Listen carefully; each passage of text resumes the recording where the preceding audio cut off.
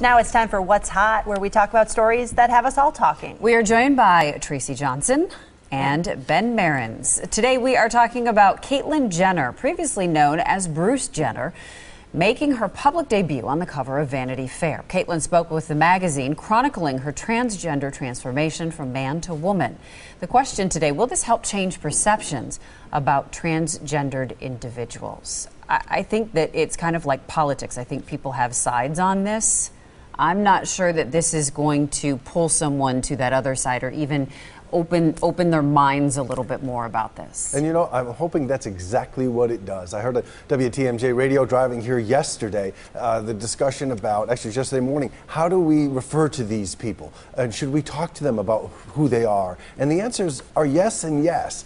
What Caitlyn Jenner has done is made it possible for those who you'll never see on the cover of Vanity Fair, who never won an Olympic gold medal, to be transgender in an open way and not feel ridiculed or put down or discriminated against. Because this is no different than being a Jew in the 20s or a black in the 60s or gay in the 90s, to be said that you're less than someone else because you're different. It is hard to get your head around, and the way you do it is by discussing what these people are going through. No one would wish it on anybody, let alone themselves, unless they felt they had to do this. Well, what I think is so interesting about this, and you know, you listen to some of the interviews with the LGBT community, and yes, they are saying that this is a great move, but at the same time, they're also saying, well, how lucky is Caitlyn Jenner now for having all this money to go all the way through with this surgery?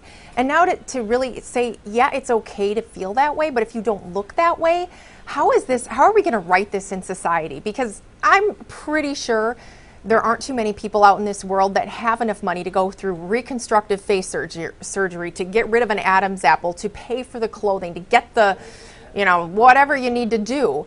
I feel like there might be a little bit of a misalignment here. Well, there's a little bit of Hollywood that's added to this. You know, Just it's a little not bit. like the true person's story. And I do think when you look at the whole issue, as Ben was mentioning, you know, it's like civil rights and being Jewish back in the 20s. I think this is kind of the new frontier. We still have a long way to go on this issue as far as acceptance. And I don't think that being on the cover of a magazine necessarily is really what's going to do it. I mean, I think back to, you know, Ellen DeGeneres and coming out and saying, yep, I'm gay. And, you know, did that really change the conversation? Did it make it okay to talk about it? It helped, yes, it did. And I think for Caitlyn Jenner, it does as well, because it's somebody who was seen as the ultimate mainstream going through something that's seen as the ultimate non-mainstream.